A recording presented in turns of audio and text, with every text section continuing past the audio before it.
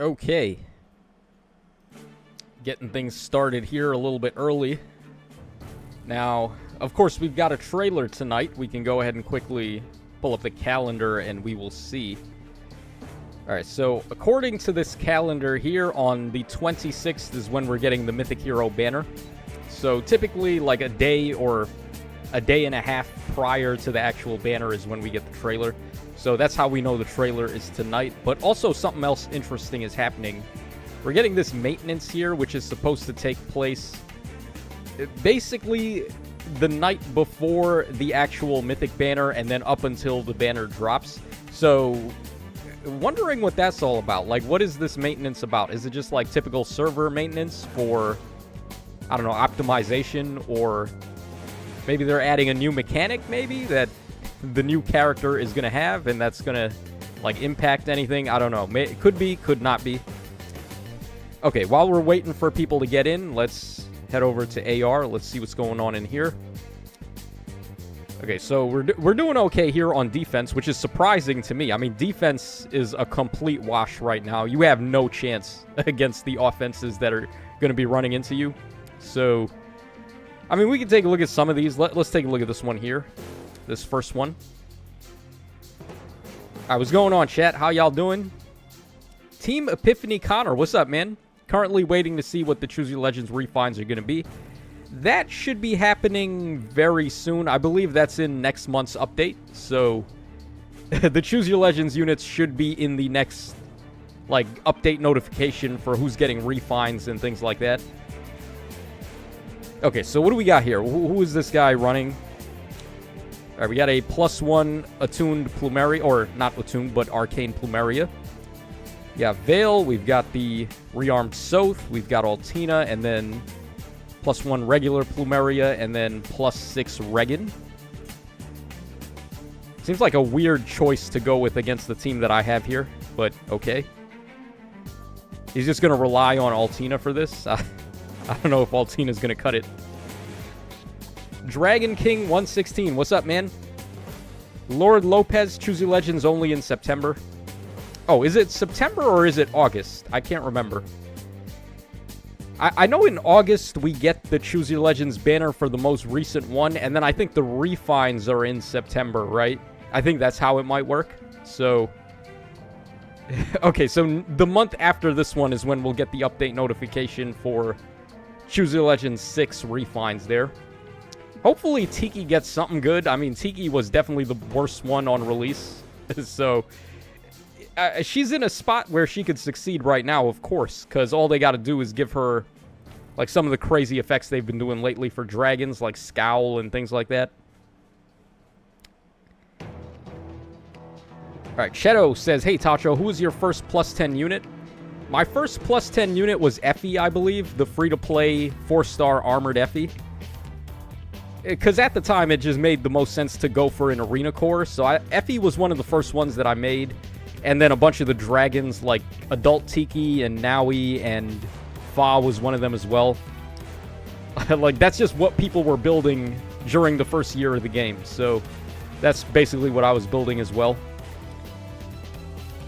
Lord Lopez says the refines are in September. Yeah, I guess I was wrong about that. So, I think I said August. It's not August. That's when we get the actual banner for, like, CYL 8. And then in September, we get the refines for CYL 6.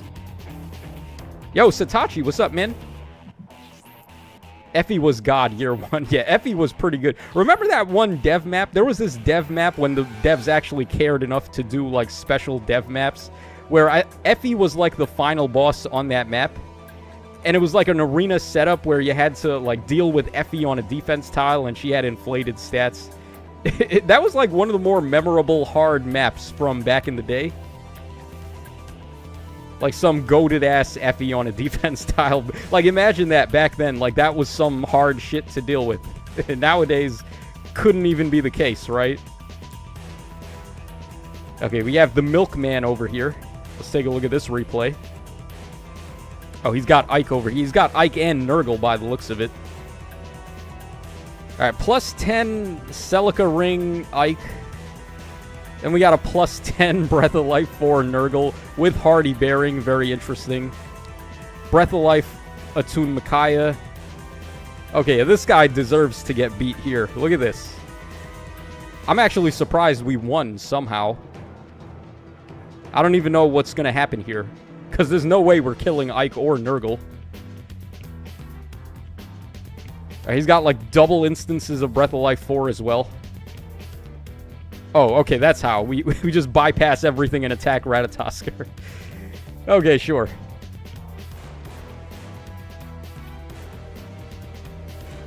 Alright, Nils Frazier, what's up? New Choose Your Legends in August, refines in September. Yeah, that seems to be what it's going to be. When Tua says, hey, Tacho, if you were to add a new class into Fire Emblem in general, what would it be? Okay, so not Fire Emblem Heroes. We're talking just, like, in general Fire Emblem, right? So, like, what kind of class would I want? I mean, I really wanted a martial arts class, which they kind of added with the gauntlet weapons and, like, the fists and the scrolls and stuff. Like, that kind of counts as martial arts. What else is there?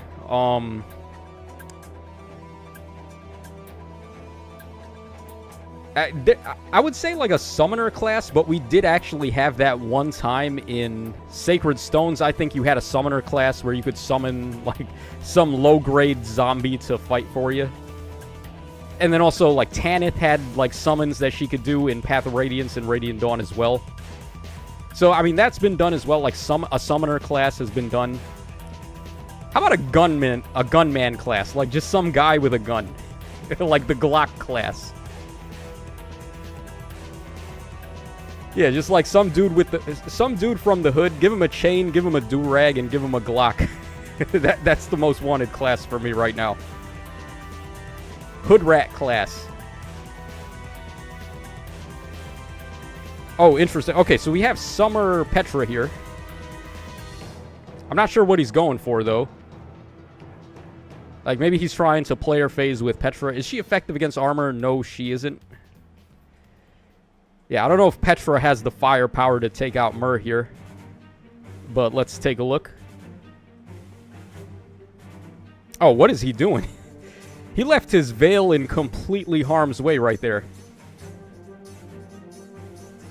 That was a choice, too. He didn't, like, do that by mistake. He willingly did that. I don't know. Questionable decisions. Alright, Satachi says, literally, if you didn't have Nino built, it was so hard to beat her. Oh, I guess that's in reference to the Effie map I was talking about. So you know Satachi's a day one player if he remembers that map.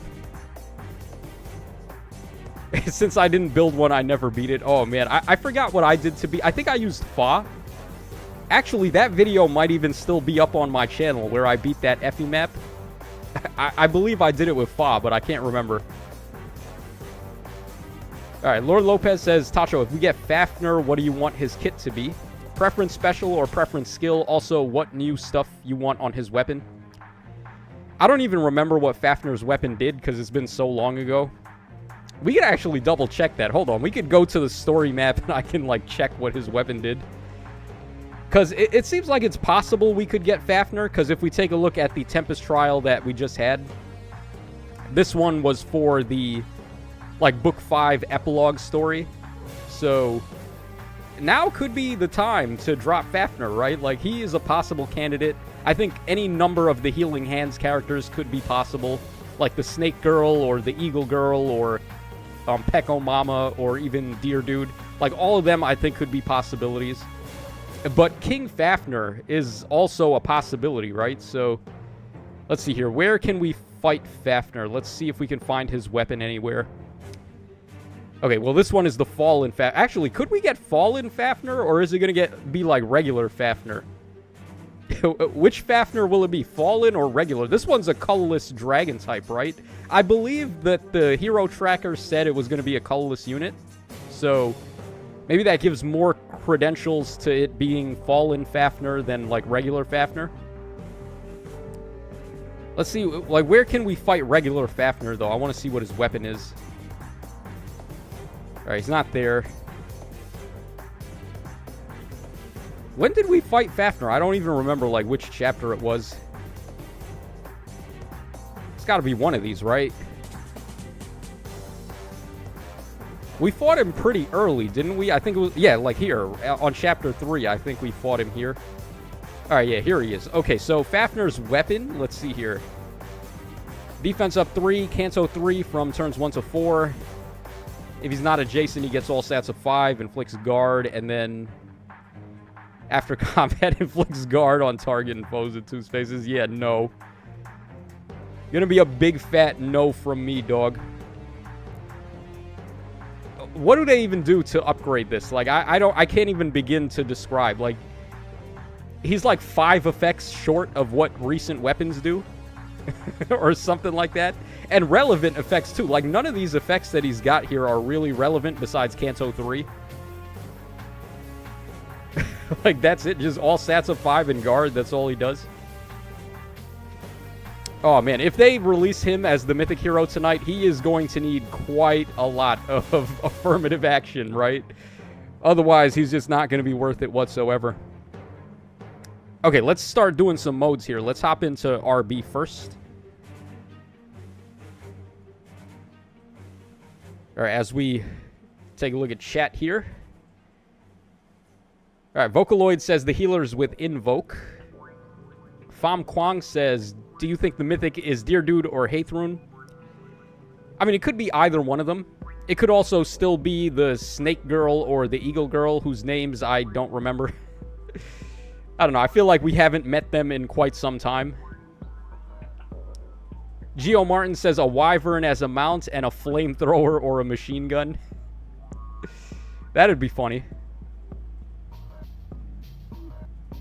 That's like, what is that? Like Game of Thrones class? Well, they don't have guns in Game of Thrones, but maybe they have flamethrowers. I don't know. Nils Frazier says, I'm hoping that it's not Ecternir or Fafnir this month. I don't have the orbs to get them. Hoping for Haithrun. So I guess Nils doesn't want Pekomama. Nils' weakness is the daddies, right? He's not a mommy person. He's a daddy person, if that's the case. Pro Master, what's up, man? All right, Keishin says, are we getting Pekomama? I'm not sure. It could be. But there's like a handful of other characters that it also could be. All right, why don't we go in like this here? I'm going to try to get rid of the ranged units first. Or, like, not the ranged units, but the, like, attacking units first, so we save the thieves for later. Alright, Ferris says, I'm here for the hot lady. So then, like, Pekomama or Snake Mama, probably one of those two. Lord Lopez says, yeah, Insys will upgrade him. I hope he gets True DR and maybe Null Sea Disrupt or Bonus Doubler. I mean, he could get those things, but those seem like kind of weird effects to give to a cavalry type. Because, like, Null Sea and Bonus Doubler, you're thinking for, like, infantry mainly. Although Bonus Doubler helps pretty much anybody. But, like, for the bait units, those are the ones that want Null Sea.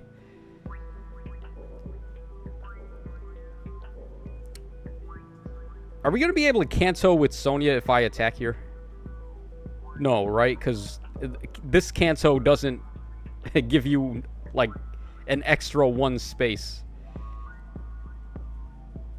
Alright, we're just going to sit tight here, I guess. Insane Mind says, Foot Snake Queen.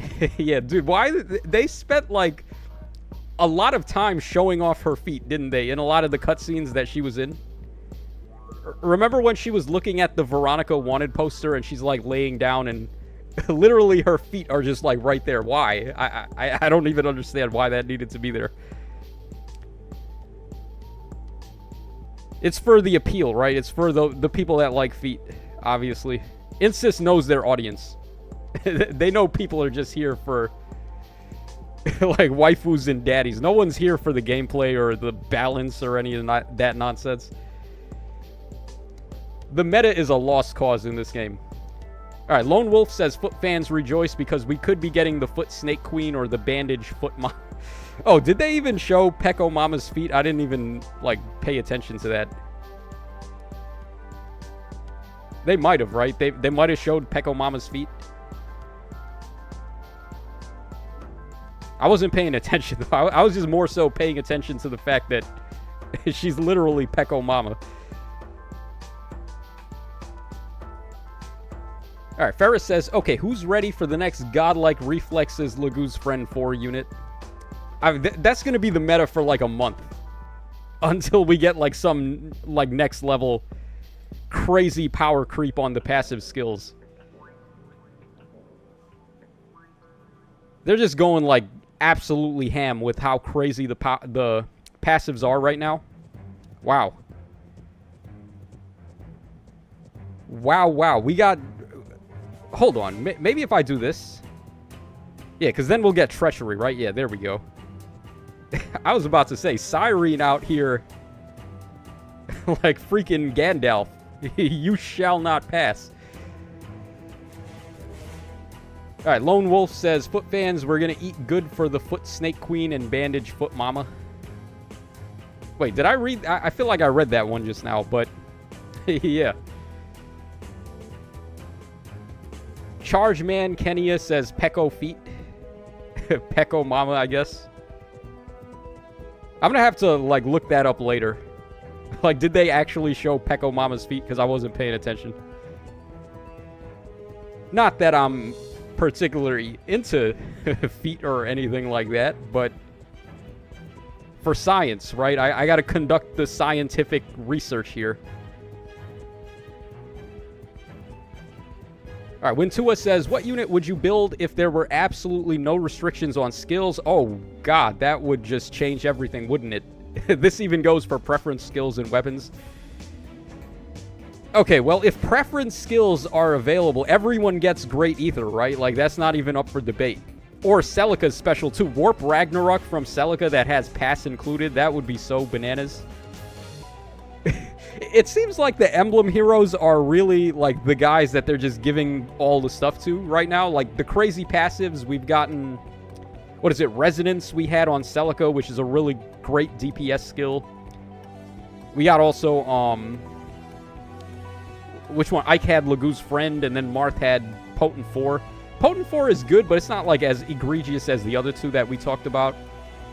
And then just, like, the heroes themselves, like, Ike and Celica are pretty much at the forefront of the meta. So, and the rings, too. The rings are so impactful.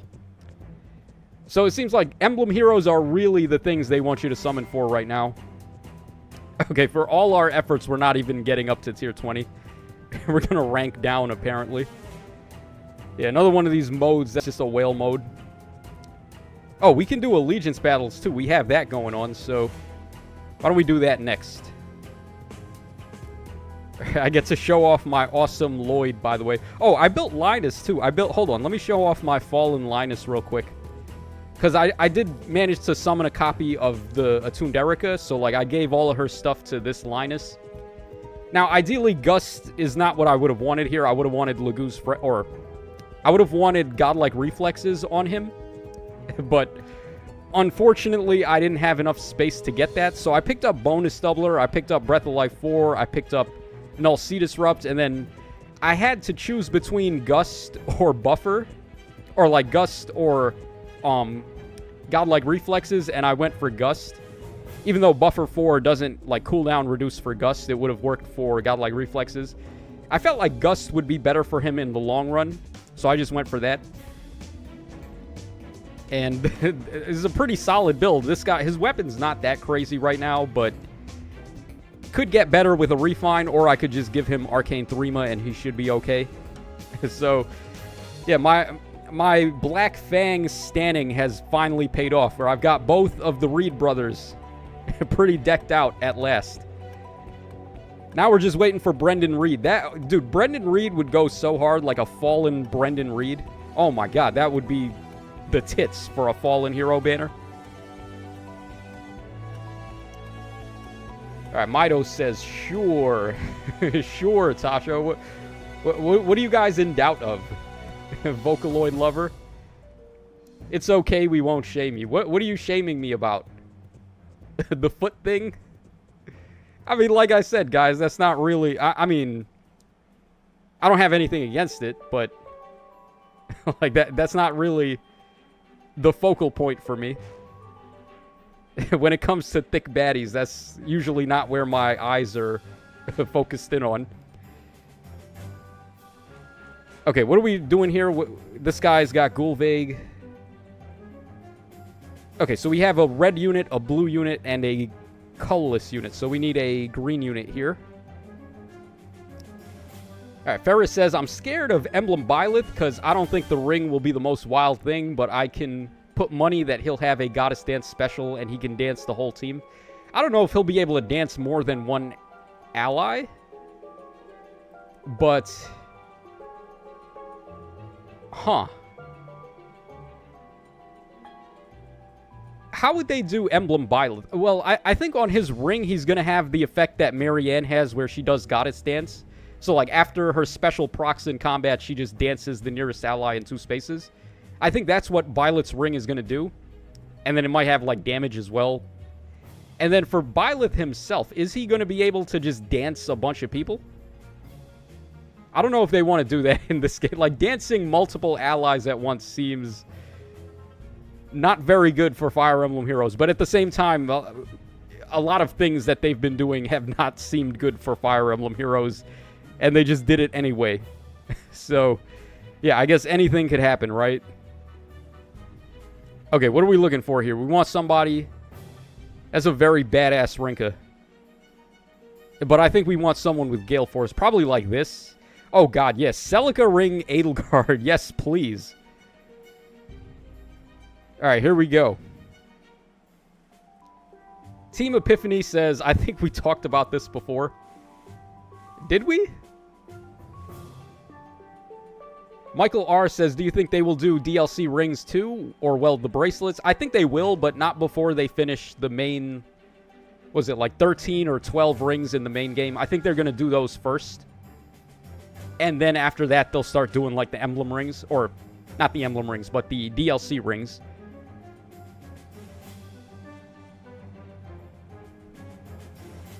Okay, so Edelgard, easy clap on these two right there. That is so unfair. And then we can do this, actually. Hold on, do I not have... Oh, man, I didn't put Celica Ring on Gulvig. I have it on Crom here. Because I was going to say we could just warp in Gulvig and take out Patty, and then we'd be able to, like, warp in and get rid of Scatcher. Hold on, I think we can still do that, though, actually. Hold on. Like, if I do this, but then... we want Gulvig to be able to attack first, right? So, if we do this, and then we do this, and then we swap into Gulvig, right? Yeah, there. Okay, there we go.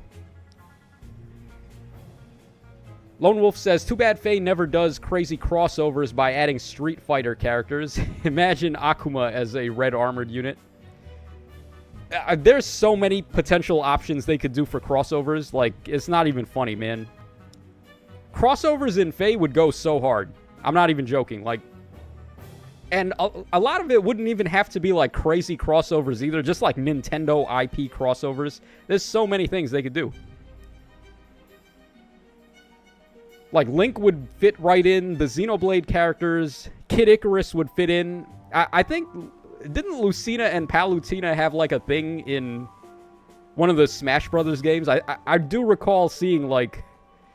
something with Lucina and Palutena in one of the Smash Brothers, like, trailers or something.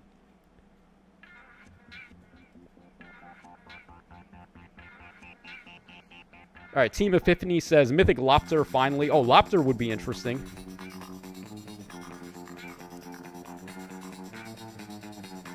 Yeah, is he the final, like, last boss that we've never gotten yet? Lopter? Because I feel like we had... Because Anankos was the other one, right? Like, that we were really waiting on, and we got him. So... What is it? Lopter, like, the only one left? And, like, Manfroy?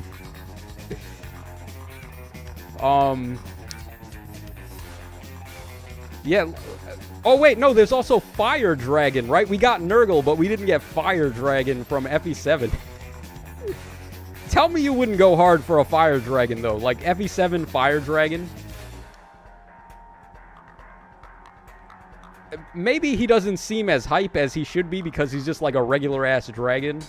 But You got to take yourself back in time to like 2003 when FE7 was like the hot new game, and that was the only experience in Fire Emblem any of us had ever had yet. And then you fight Fire Dragon at the end. Oh, man. He would be pretty epic. Not gonna lie. Okay, Tiki is in big trouble here. They're all gonna spawn right in front of her. Luckily, this guy's reaches 3 spaces with his support, right? So at least Tiki will be able to warp on the next turn. Alright, I think we just go like this and that should be okay. Oh, Phaeology. What's up, Joel? Emblem Kart minigame. You know, we had that crossover, right? Well, not really a crossover, but we had the Mario Kart Double Dash, like, bonus disc for Fire Emblem 7. The one that gives you Elamine to show up and she gives you a bunch of items. So it's not like Fire Emblem and Mario Kart haven't had some kind of collab before. Chris Lee says, do a Fate crossover. Honkai Star Rail is going to have the Fate crossover next year. Oh, are they? That's pretty interesting. I feel like that's more like... Honkai Star Rail and Genshin are more like... more anime style than like Fire Emblem. Fire Emblem's not really something I would expect to cross over with anime.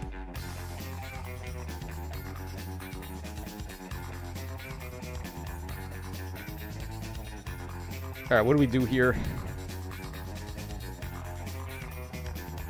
Seems like we might be in a little bit of trouble.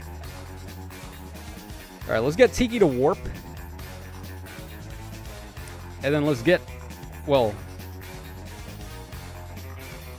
man, if I put Fargus there, then he's going to get attacked by Favel. Which we don't want to have happen. Hold on, I can do this, right? I can just, like, go in with... yeah, wow. Man, this mode became so much easier with the Celica ring, hasn't it? Because everyone can just warp like a maniac now. Then we just swap into him, we can get rid of her, we swap into Gulveig, dude, this is so easy. What happened to this mode? This mode used to be hard, man. What the hell? This is how crazy the power creep is, that even this mode is not even a problem. Alright, Mido says, I just want a Fire Emblem and SMT crossover that's actually hype. Yeah. Remember when they first showed off Fire Emblem X SMT in the trailer, and it looked like it was actually going to be as advertised? And then we ended up getting TMS, which... that was more so a crossover with Persona than SMT.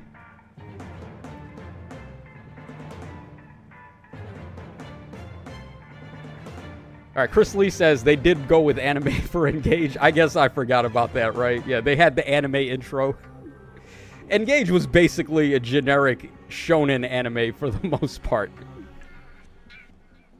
They even had a scene where the main character dies and then we wish them back with the Dragon Balls, right? So, like, all of the classic anime tropes were in Engage. Alright, we're doing okay in this mode. We got basically top 1K. Alright, let's head over to Arena Assault now. Oh, by the way, check this out. I had my highest arena score ever, basically. Because Legendary Tiki is the bonus hero, and I have her at plus 10, so...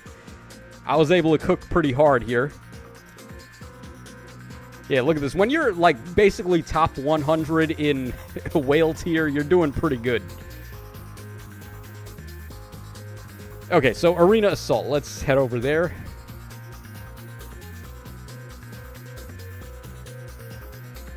Kage Ryuji, what's up, man? Hey, Tacho.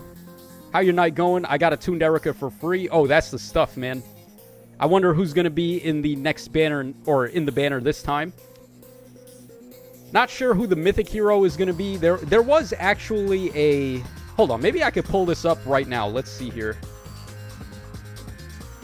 The hero tracker. Let's see here. Who's on there? Okay, so red is a lock. We have Legendary Elincia, Legendary Nana, and then Mythic Cavasser for the red pool. Then on blue, we've got Legendary Deirdre and also Attuned Sheeta. Pretty nice to get Attuned Sheeta back. Especially now that you can give her Null C. That's a pretty good choice for the timing on her. Then on green, we have Legendary Camilla and nobody else. And then on colorless, we have Legendary Male Aleer and then Mythic Loki and then one blank space.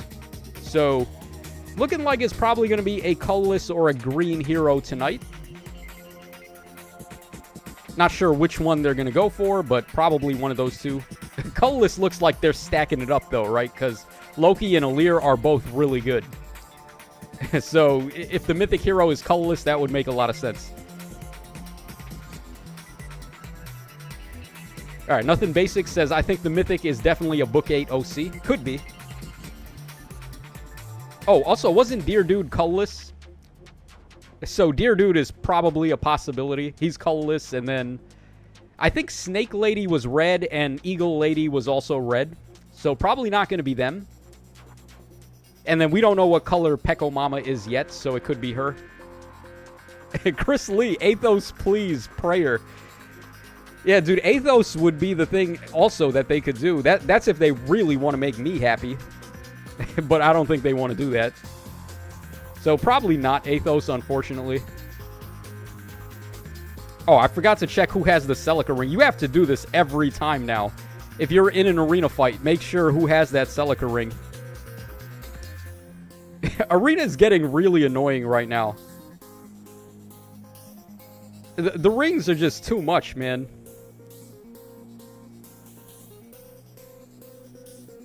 Okay, I have Celica ring on my Lyn here.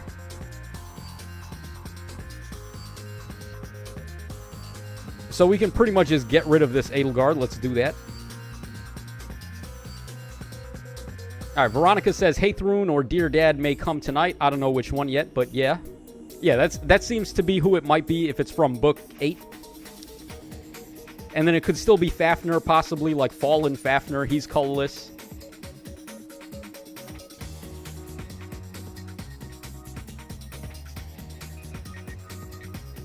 Alright, why don't we pull back a little bit?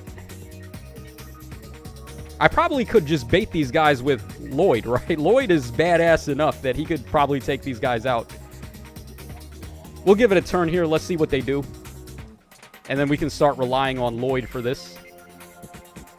Oh, that's not good. Kana or Corrin went in that direction there. Oh, wow. Kana can double Corrin? What the hell? Well, I guess she's getting... Yeah, her A skill is for initiate speed, not so much like in combat speed. We could also do this too. We could just rally and get some speed on her, and then I've got bonus doubler on her, so yeah. Frozen Flame says, I think they might do double myth. Oh, they could do double mythics, but I don't know if they're going to do that yet. Usually when they do that, they save it for the end of the book. Like for the final book, like Book 8 banner for the Legendary and Mythic hero, they're going to give us probably... What was his name again? Like the final boss guy, the like dark skinned dude. I can't remember his name. Like Later or something, Lather or however you say that.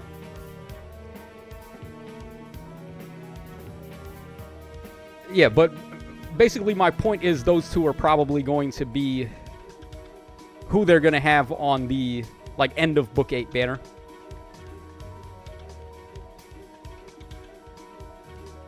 All right, Skymer says, hello, one of my favorite YouTubers. Oh, you're too kind, Skymer. How are you today? I'm doing pretty good. Can't complain.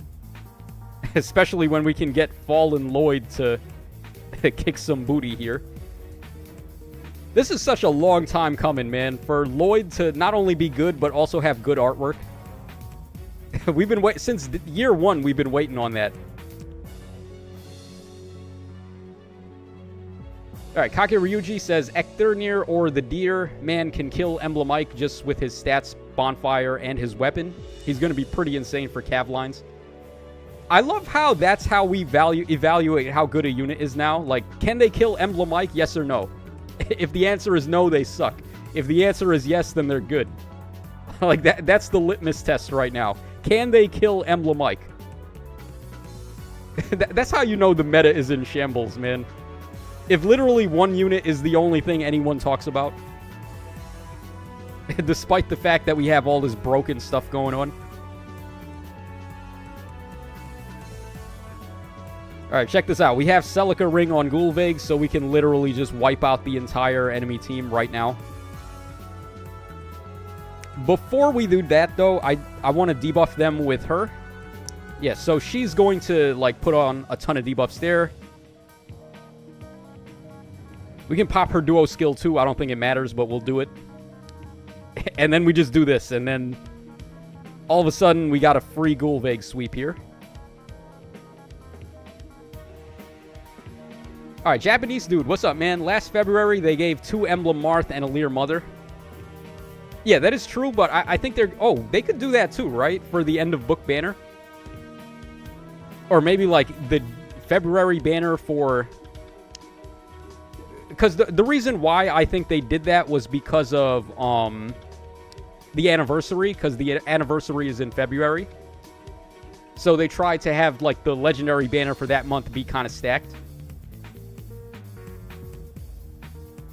Veronica says, I could see double mythics tonight. I mean, it's possible, but I'm not too sure about that yet. Why can't we warp? Isn't she supposed to be able to warp? I guess it doesn't matter, though, because they can't reach her anyway. I did all that expecting that we'd be able to just, like, sweep their whole team right there. Alright, whatever. It's all good. Oh. Maybe it's not all good. Yeah, I forgot that Robin was able to warp there because he's getting Fargus support. Wow, I lost with this. Oh my gosh. That is embarrassing. Gulvig, you should be winning every single fight that you use Gulvig on. Aether Raids ruined, insists. Yeah, my sentiments exactly.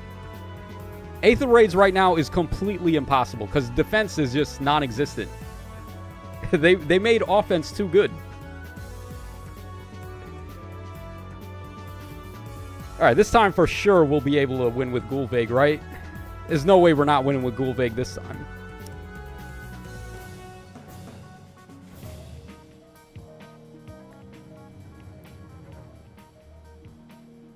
Okay, Skymer says, well, it's true, Tacho. Can't tell you how much I smile when I see your videos. Oh.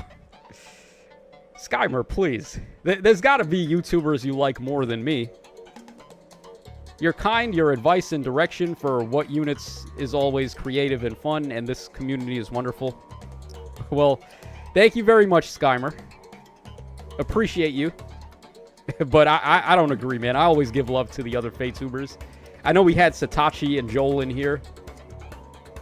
Those guys are killing it, man. Especially Joel. Joel just puts out, like, any video Joel puts out is, like, an instant hit. Like, guaranteed bangers with Joel all the time. Vocaloid says, Tacho, you got too cocky. Yeah. In the last fight, right? Thinking that Gulvig was just going to win with ease. Alright, but this is how most of my fights go with this Gulvig. You just sweep the entire enemy team right there.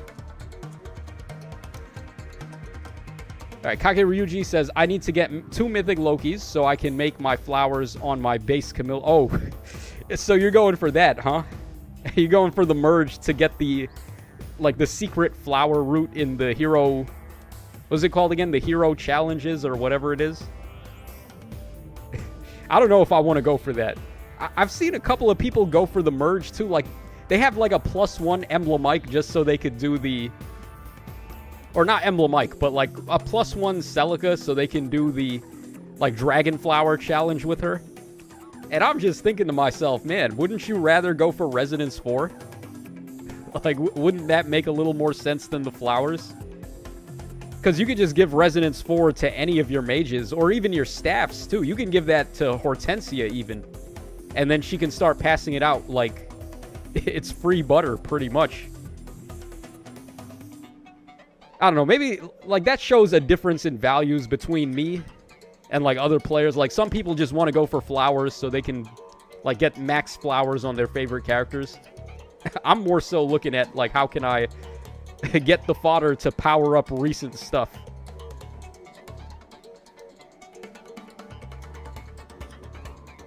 Okay, why don't we go for another Gulvig here? We'll go for the flying Gulvig this time.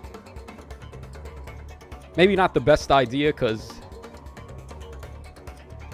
Okay, this guy's got his Lloyd with the Celica ring. This is a really nice build for him. Although Vitalaster right now is kind of questionable, to say the least.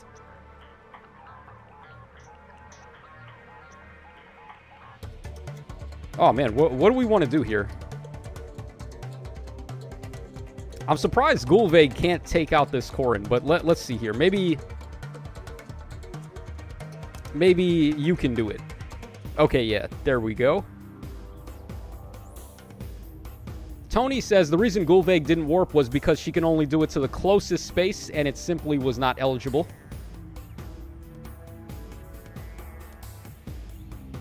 I mean, there was a wall in the way, right?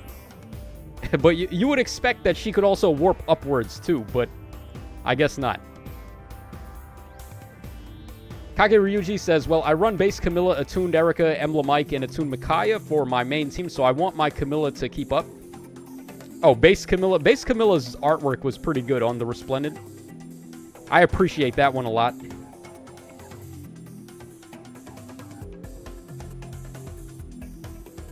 Okay, let's not mess this up.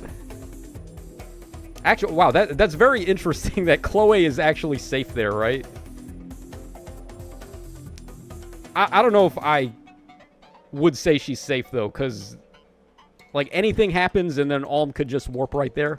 So, why don't we take this a little bit slow?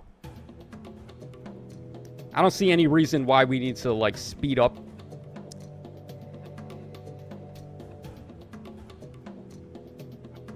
Alright, Chris Lee says, I still hate that they've done that.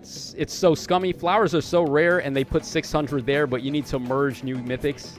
It didn't even have the decency to make it any mythic or legendary. Yeah, they didn't go backwards. Like, they didn't allow it to work with our old mythic heroes and legendary heroes. It's only the brand new stuff. Like, why? Do they hate us that bad, man? Like, what did we ever do to them other than give them money? And that's how they repay us, with asking for even more money. That's the thing I don't like. They never throw us a bone, ever. Anything you want to do in this game, you either spend money or you spend orbs. There's nothing that comes easy in this game.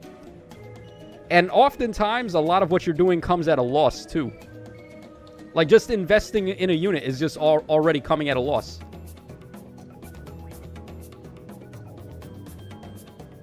Time Master says, yeah, I definitely tend to care about building and summoning favorites more than any of the new units. Yeah, I mean, that's, like, the mindset you should have, probably. Because if you saw some of my recent videos, keeping up with this game right now is just impossible. Unless you're spending a lot of money. Leo Altavez, what's up, man? Today I learned Emblem units are labeled from Engage, not the game they came from. Actually, they're labeled as both. They count as being from both titles. Their own original game as well as the Engage game. We can quickly take a look at that. Hold on, let's see here. I'm going to pull up some Emblem heroes and I'll show you. Yeah, so here's Marth. If we take... Where would it show, like, what titles he's from? Yeah, he's from Mystery of the Emblem and also Engage. And then... Take a look at Ike over here. He is from Radiant Dawn as well as Engage. And, all well, they didn't include Path of Radiance here. And then Celica should also be from Echoes and Engage. Yeah, so that's another cool thing about the Emblem heroes. They count as being from two titles. So they can help you out in some of these, like, limited battles where you can only use characters from one title.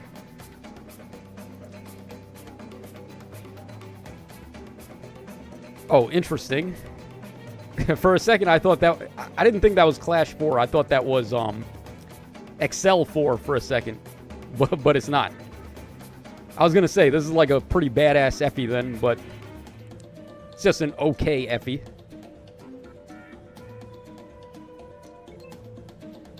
All right, Shadow Demon. What's up, Shadow Demon? Hey, Tacho.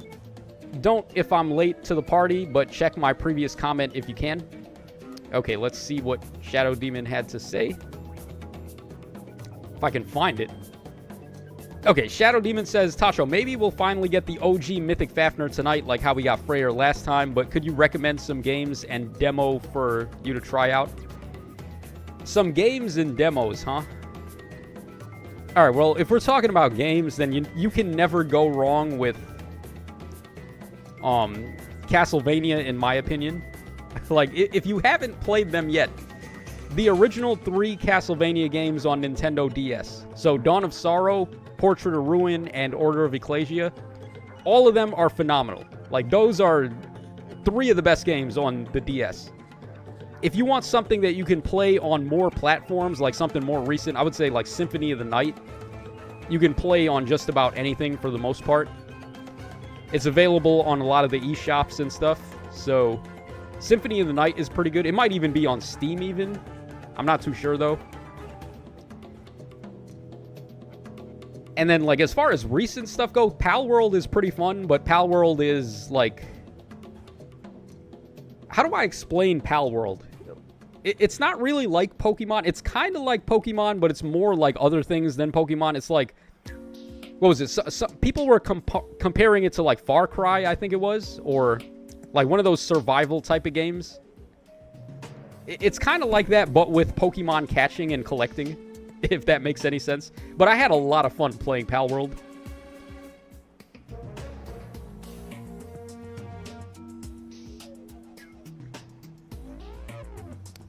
Okay, this is awkward. Which direction do we even want to go in here? Kind of afraid of that Crom. I think we're just going to wait it out. Because I can't come up with a way to just, like, snipe his units right now. So I guess we'll just do something like this.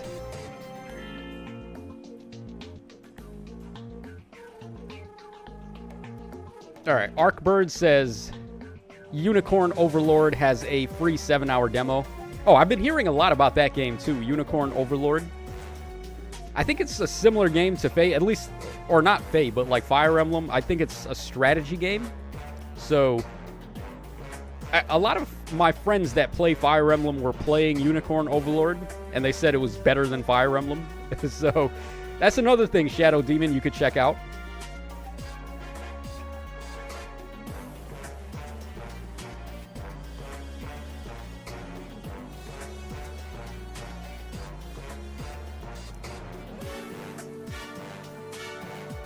Oh. Okay, I thought Hortensia might have been able to beat Effie, but she's being saved by Byleth there. Okay. Not a problem. Kage Ryuji says, I got a few people who friend me just trying to get my Camilla on Binding Worlds. She's pretty stacked in terms of skill. Solid Ground 4, Excel, Wyvern Rift 4, Breath of Life 4, and Threema. Yeah, the artwork for that Resplendent Camilla went pretty hard, didn't it? I think they nailed it. It's one of the few, like, fairy attires that I actually like.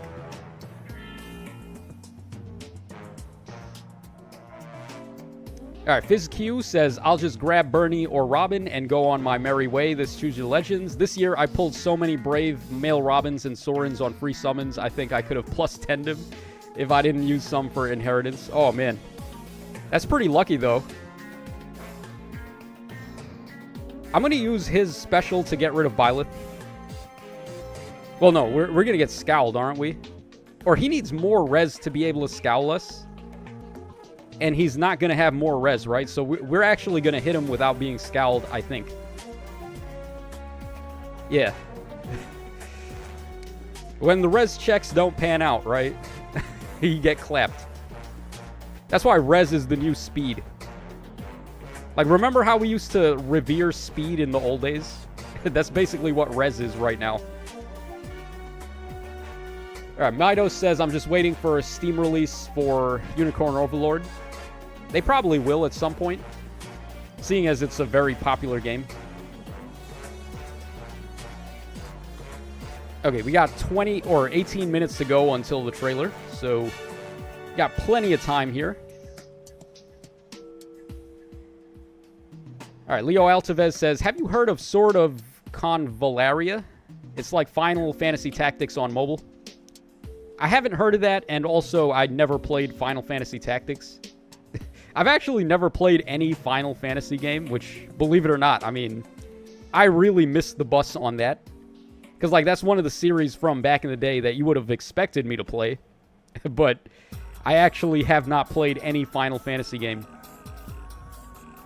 I'm not really too sure why, either. Like, at that particular time, I was more into, like, platform games. So, stuff like Mario and Crash Bandicoot and stuff like that. Like Castlevania 2. Even though it's not, like, necessarily a platformer, but it's an action platformer.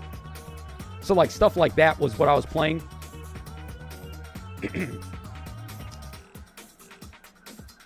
Oh, wow. Yeah, we just beat... Regardless of her having Miracle, we just beat Fa. You gotta love that. Oh, I messed up. I should have used the duo skill first from Satyr.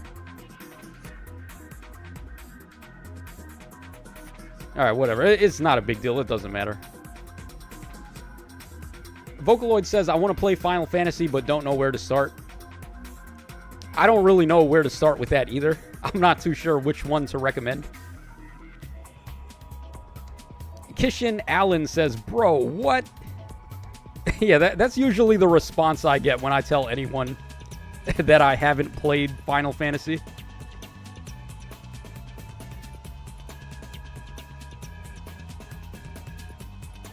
I don't know. I guess consider me a fraud. I'm not like... I'm not an RPG guy, apparently. I've played Bravely Default, though. I played the first Bravely Default. I don't know if that counts. And to be honest, I didn't like it that much. It was okay, but it wasn't really like my cup of tea. And I'm assuming like Final Fantasy is pretty similar to that. So, I don't know. Chris Lee says, I've only played one Final Fantasy, and it was Final Fantasy X. Disgaea was my JRPG growing up. What was my RPG growing up? Huh. Like JRPG. I can't really think of any off top. Like, Fire Emblem doesn't really count, because Fire Emblem is... more so, I mean, at least it used to be more so of a strategy game than a... like, RPG game, right? I mean, nowadays it's more leaning towards RPG than anything. But it used to be all about the strategy. So, I guess Pokemon, if Pokemon counts, that would be my RPG. Yeah, because, like, Pokemon, back in the day, like, that was really the only RPG kind of game that I was into. And then the rest was just, like, platformers and action games.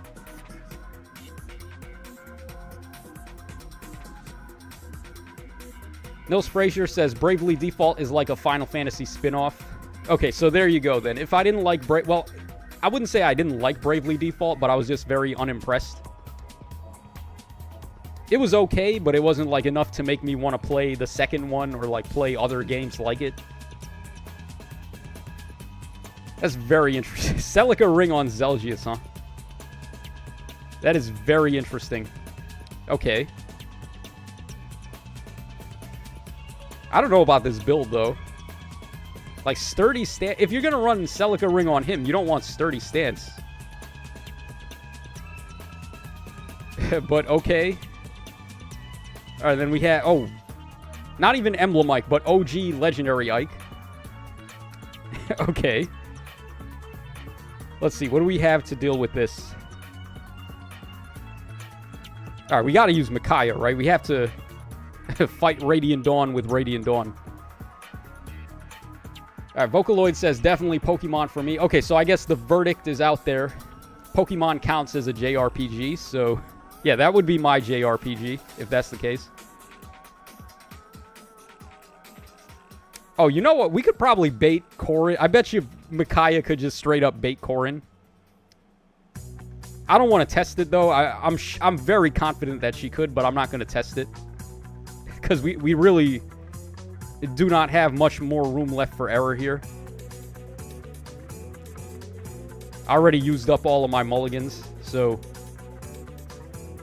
in order to not, like, fumble the bag here, we're just gonna take it safe here. Alright, Shadow Demon says, I recommend playing Anton Ball Deluxe for Steam and Switch, Anilin on Switch, TMNT, Splintered Fate on Switch, and the latest demo for the game releasing on 11/12/24, Anton Blast. Well, I've never heard of any of those, so I don't know what Anton is. What is Anton?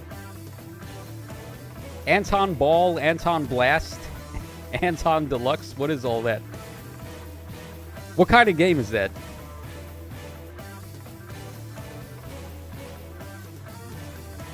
Alright, Time Master says Final Fantasy Tactics is what brought me to Fire Emblem.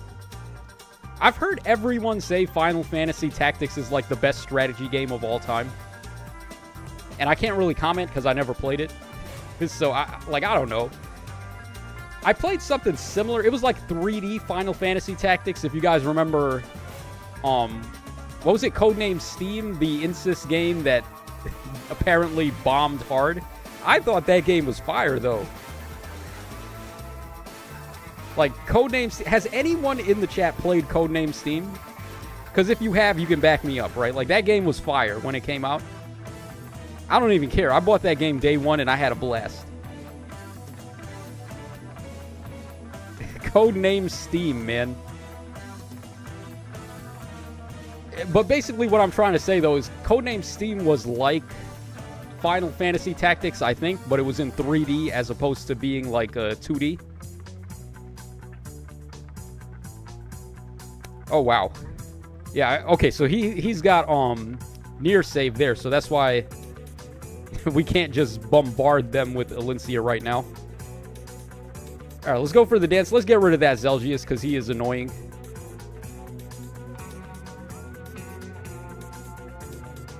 Gonzalo Peñaluna says it is. What is? That may be in response to something else. Alright, Baby Moonlight says, I never got to play Final Fantasy, but my brother would put on H.C. Bailey, I don't know what that is, or Hick Bailey, playing it and then fall asleep through the entire thing. I love the game, though, when he would make me watch. That's like... That gave me memories of, like, me in the, like, old school, like, Tacho back in the day. I was, like, 2 years old, and my sister had Super Nintendo. And, like, I was too young to play, but they would, like... They would give me the controller, and I would think that I was playing, but I wasn't really. Like, I would just be, like, getting killed every 5 seconds. But I used to remember, like, watching my sister play Super Mario World on Super Nintendo when I was 2 years old. And I was, like, so fascinated. It was like a movie that you could play. What?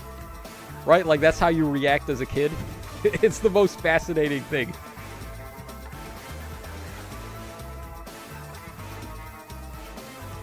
Alright, Dr. Ratio says, I loved how he said Gonzalo Peñaluna. I tried to put a Spanish twinge on that. I mean, I haven't taken Spanish since high school, so my Spanish is pretty bad. But you gotta remember to roll those R's, right? And pronounce those tildes.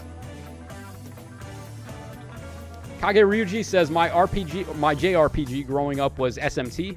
Has some wild and disturbing boss designs back in the day. One of the final bosses was literally Hitler and Cthulhu. I mean, I have played SMT. I played SMT4.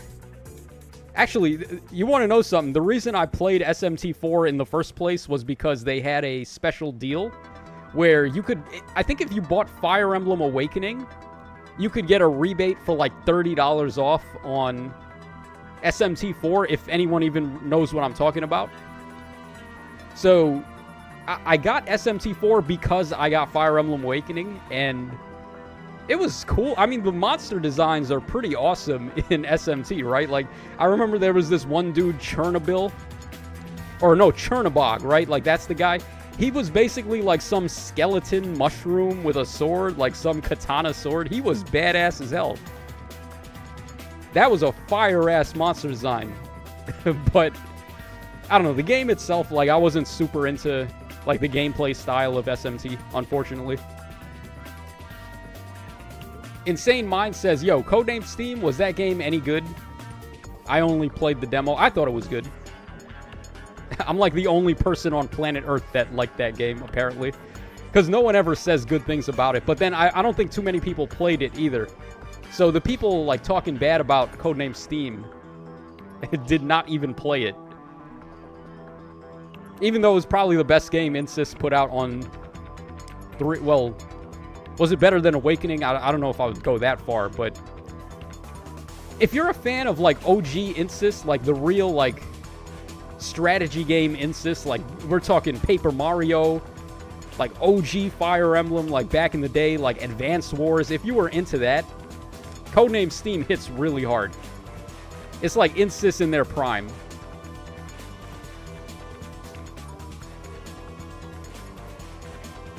Oh, Mizu, what's up, Mizu? Yeah, Chernobog. That's who I was thinking of, Shinku. Chernobog. He's like a mushroom zombie with a katana. And he's got a samurai hat. That dude was badass as hell. If he was a Pokemon design, oh my god, that would be so fire. Unfortunately, Pokemon designs have been pretty bad lately. Like, they're getting worse with the Pokemon designs. Which is unfortunate, but, I mean, it's just how it is. Meanwhile, like, all the other RPGs have way better, like, monster designs than Pokemon, but they're just not as impactful as games, I guess you could say. Alright, this is GG. Yeah, this is super G. This is not just GG. This is, like, very GG. Brandigans, what's up, man? Alright, Contro says, I'll give Codename Steam a shot. Yeah, I think you could probably get the game for like $5 or something. It's definitely going to be cheap. They're going to give you a fantastic deal on it now because obviously it's a very old game at this point and also it wasn't very popular. But it's a very good game.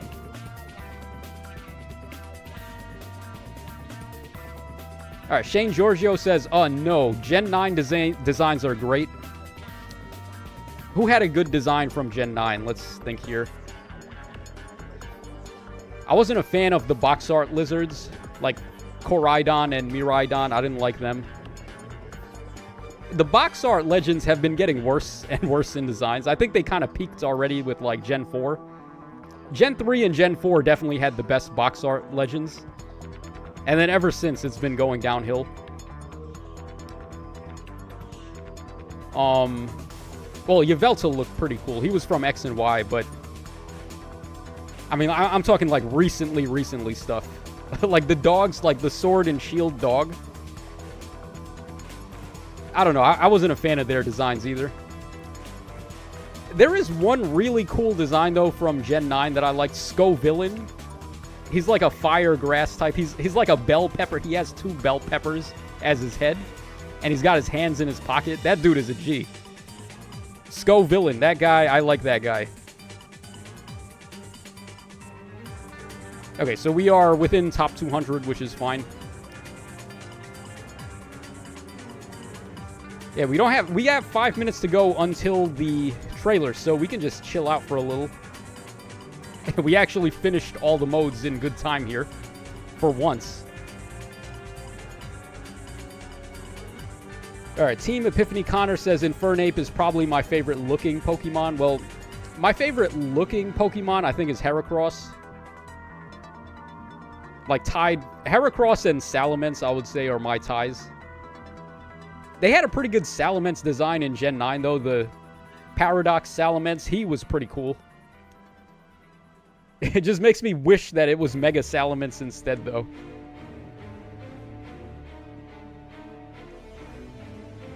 Alright, Vocaloid says, I love Tropius. I love fruit Pokemon. Yeah, Tropius is pretty cool. He's one of the earlier designs, though. He's from Gen 3. Chris Lee says, don't be dissing my son Skeledirge. Oh, Chris Lee, we're about to be, like... You're about to become my mortal enemy after I say this, but... I was so in on picking Fuecoco as my starter in Gen 9 up until I saw the final evolution. Like, Skeledirge ruined it for me. I was so hopeful. I was like, yeah, I'm picking Fuecoco. He's the little crocodile. He's on fire. He's really adorable, too. He's, like, eating an apple, and he fell... I think he fell down or something.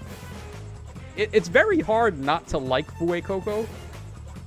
And then you see his final evolution as, like, like, what even is this? What did they do here? Yeah, Jordan, my sentiments exactly. Skeledirge looks goofy as hell. Isaiah Robinson says, hold up, you can use the Robin amiibo in Codename Steam. I might need to play it. Yeah, you can use all of the Fire Emblem, or at least the original 4 Fire Emblem amiibos in Codename Steam. So you can use Ike, Marth, Lucina, and Robin, I believe it is. And the game is set up in a way where they're actually good. Like, you could beat the whole game with the original, like, just the 4 Fire Emblem amiibos if you wanted to. And do, like, a full Fire Emblem run of Codename Steam. That might not be a bad idea for a video. I might do that. Like, just bust out Codename Steam and do maybe, like, a live stream of just, like, Codename Steam Fire Emblem run. Alright, Lone Wolf says Grass Kitty was pretty great. Much already locked and sold to me the moment I played Scarlet and Violet. Yeah, I mean, the cat is always very popular. There's always a cat starter, it feels like. Like, they had Litten in Gen 7 as well. Everyone loved Litten. And then Sprigatito, everyone loved him as well. But they gotta stop with the bipedal cat evolutions, right? Like, why do they all have to end up on 2 legs? And just be, like, humanoid? Can't they just remain a cat? Like, how badass would Litten have been if it was, like, it evolved and the final Evo was, like, a Black Panther on fire or something? That would have went so hard. Oh, man. But nah, just get a wrestling cat. How about that?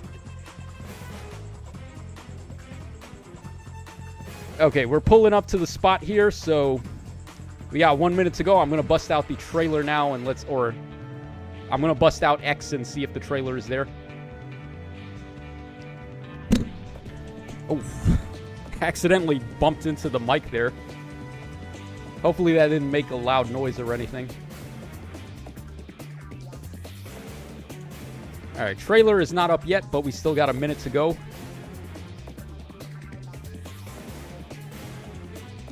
Oh, actually, trailer is up. Here we go. And we don't have it on X, though. We have it on YouTube. Alright, guys. Y'all ready for this? Let's see some hot Fire Emblem heroes. Alright, y'all. It's your boy. And we back. We got the new trailer here for Fire Emblem Heroes. Let's bump the quality up a bit here. So, we're checking this out on YouTube instead of X. And hopefully, this time, the Mythic banner is going to be fire. Alright, new Mythic heroes join the battle. Okay, so it was Pekomama. My thumbnail came true. It's Pekomama as the hero. She's a green type. Interesting. So she's going to be a res blessing defense Mythic hero. Now, she's going to have to be very good for defense to be able to hold its own, because defense is a lost cause right now. Defense has never been weaker than it is right now. Okay, so she's also Infantry Beast. And we've seen her artwork before, so I'm not going to go over that, but I do like it. It's very good. Oh, look at her transformation. Wow. She's a goat? I thought she was a rabbit. My face when Pekomama is a goat. What the hell? I can't call her Pekomama anymore if she's not a rabbit. What the hell? Aw, man, that's kind of a disappointment. But, okay, so regardless of that reveal, we have Pekomama here. So, Nectar Horn, 14 might in 1 range with -1 special trigger. At the start of player phase or enemy phase, if any foes in 3 rows or 3 columns center on unit have res less than unit's res +5, inflicts attack and defense -7, discord and deep wounds, and a penalty that neutralizes non-special miracle effects on those foes through their next actions. I'm not too sure how impactful that's going to be for Aether Raids defense. Like, nullifying enemy miracle, that's not really what we're looking for. They should have gave her, like, built-in... what they needed to do was give her, like, built-in warp bubble, right? Like, that would have been helpful for defense. Okay, if foe initiates combat or foe's HP is over 75% at the start of combat, inflicts attack and defense -6 on the foe, inflicts a penalty on enemy's attack and defense equal to 20% of units res at the start of combat, reduces damage from foe's attacks by 20% of units res, excluding AoEs, and neutralizes foe's bonuses to attack and defense, and grants special cooldown charge +1 to unit per attack during combat. Alright, this is where the juice is pretty much. We got non-pierceable DR with true damage as well, based on res, getting acceleration on hit, some further debuffs to enemy attack and defense. Seems pretty good. And then, of course, she transforms if she's adjacent to only beasts or dragons, or adjacent to no one. And then when she's transformed, she gets attack up 2, +7 special damage, and then also tempo. This looks like a good unit to give Lagoo's Friend, by the way, because we have percentage drops on enemy attack and defense, as well as true damage and all that stuff on the res check there, so that seems pretty good.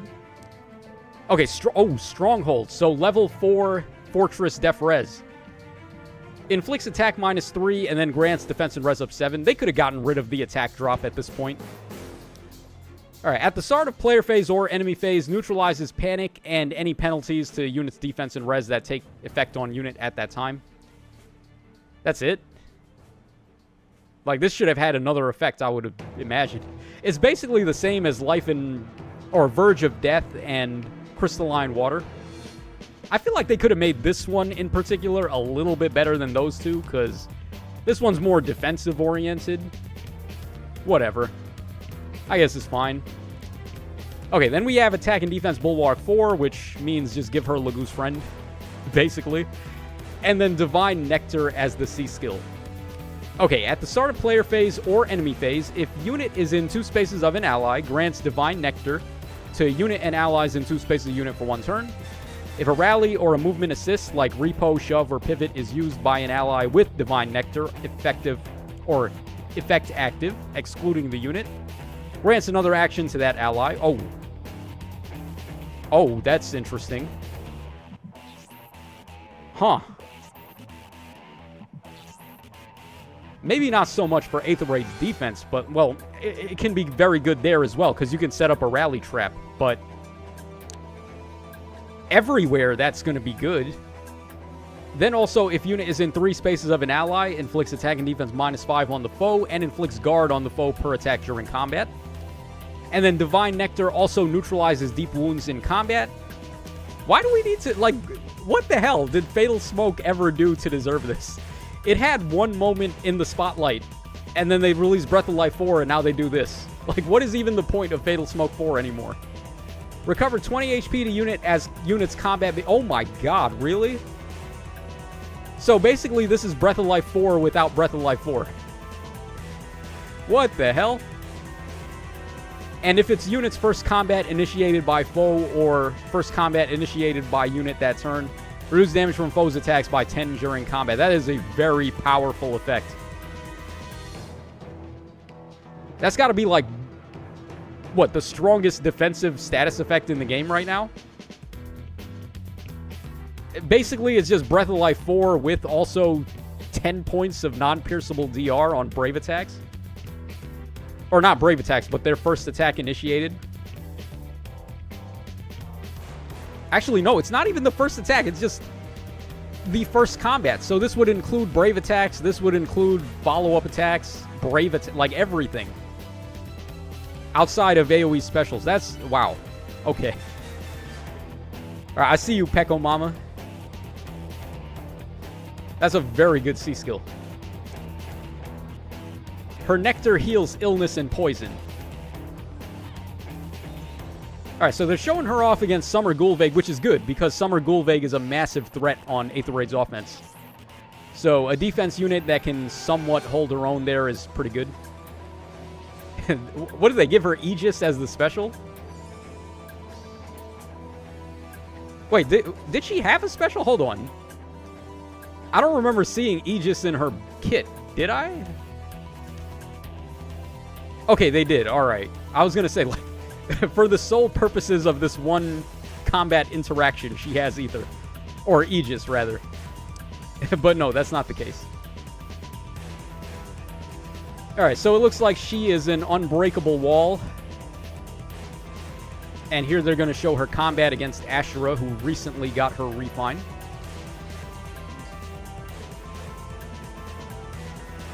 Oh. Wait, so it is a double Mythic Hero banner. What the hell? Alright, so we're getting Deer Dude as well. Oh, man, this is... I was not expecting double Mythics for this one, but some people in the chat called it, and they called it right.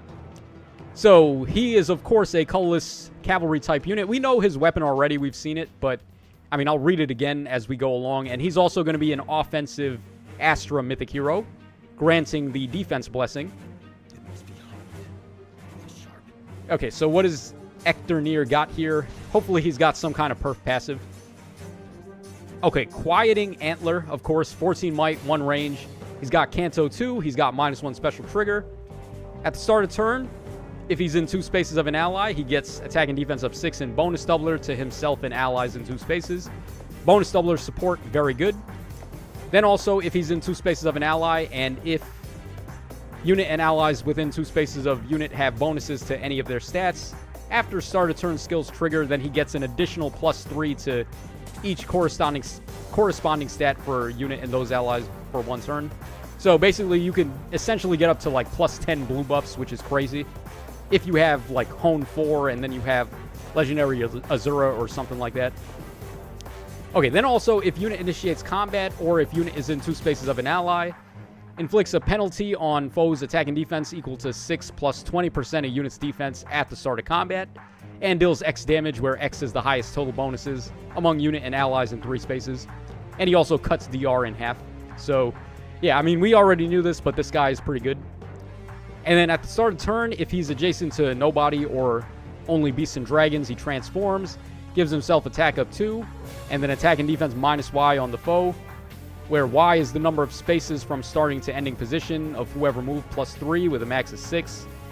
And then if Y is over 5, then he gets 30% DR on enemy first attacks. Okay, Fierce Beast. Brand new special here. 2 hits. Boost special damage by X% of unit's attack when special triggers. And if transformed, X is 25, otherwise it's 20. And if special triggers, neutralizes foes' bonuses or neutralizes foes' DR effects from non-special skills. This is inheritable. This looks inheritable. It's basically just beast type close, not close quarter. What is it called again? No quarter? Yeah, this is beast type near. I can't even when I know what it's called. No quarter. Beast type no quarter. That's what that is. Okay, attack and defense XL, very good. I mean, this is something we've been needing for a lot of these player phase initiators, so nice to get another Excel skill in there. So he does have a unique B skill, Divine Strength. Removes the condition to transform, and then also at the start of turn, or after start of turn, effects trigger on player phase or enemy phase. Neutralize any penalty on unit. Does not apply the penalty effects that are applied at the same time. Oh. So he just cleanses himself, basically. Then inflicts attack and defense -5 on the foe, and unit makes a guaranteed follow-up and recovers 7 HP after combat. And if unit's attack at the start of combat is better than foe's attack at the start of combat, -5. Inflicts attack and defense -6 on the foe in combat. And if unit's defense is at the start of combat better than foe's defense at the start of combat, -5, then inflict another attack and defense -6 on the foe. Yeah, wow. What is this? Just from his B skill alone, what is this? -17 attack and defense on the enemy. And then he's got like super bonus doubler where he's giving +3 to the blue bonus. This guy is pretty cracked, ain't he? What the hell? Alright, then he also has Beast Threaten. Very good skill, but I mean, there's not very many good beast units in the game, so I mean, they're fixing that by giving us this guy, right? Yeah, this banner seems pretty good. Both of these units seem pretty good.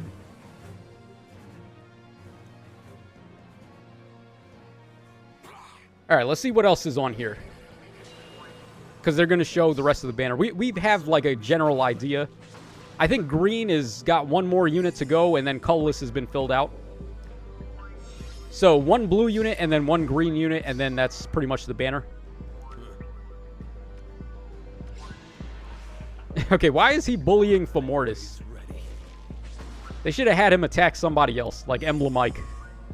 I would love to see that.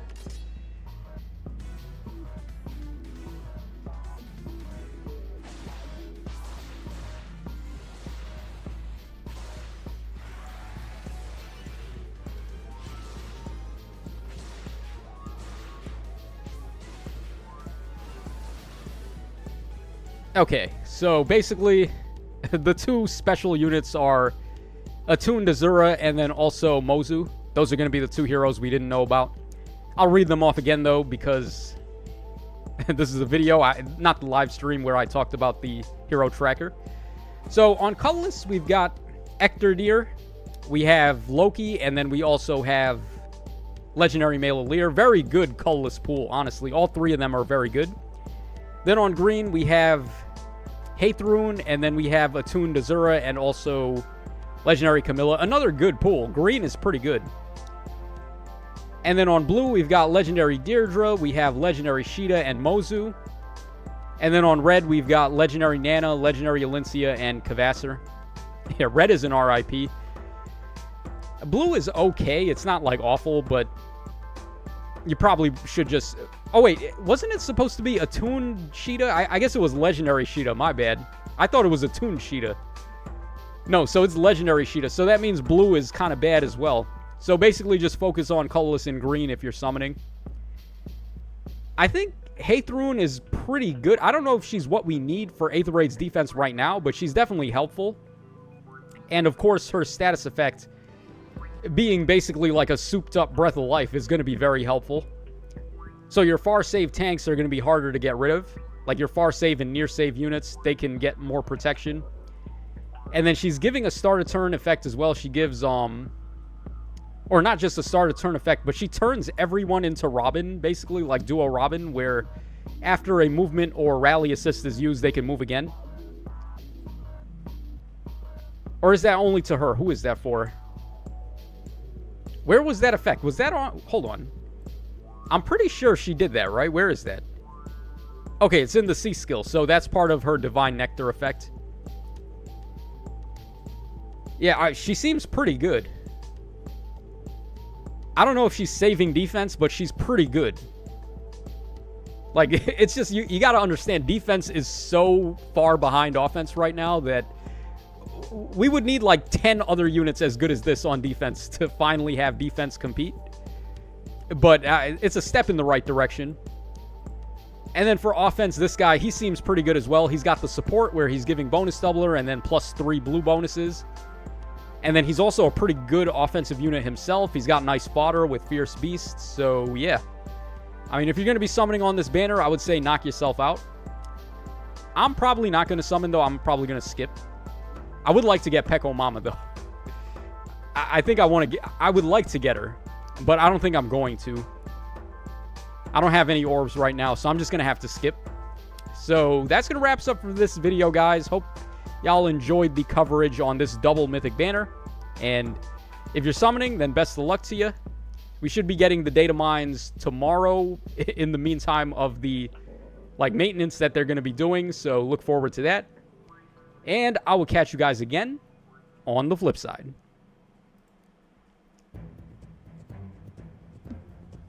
Okay. Tony says, Bandage Girl, very, very interesting. Yeah, I think so too. Bones McJones says, Haithrun is a cracked Aether Raids defense support. I don't know if I would say cracked, but she's very good, right? Like, she's giving everyone Duo Robin, assist shenanigans is going to be very helpful. It doesn't really help you that much against offense, though. Like, if they're going to Gale Force you, you're still going to die pretty much.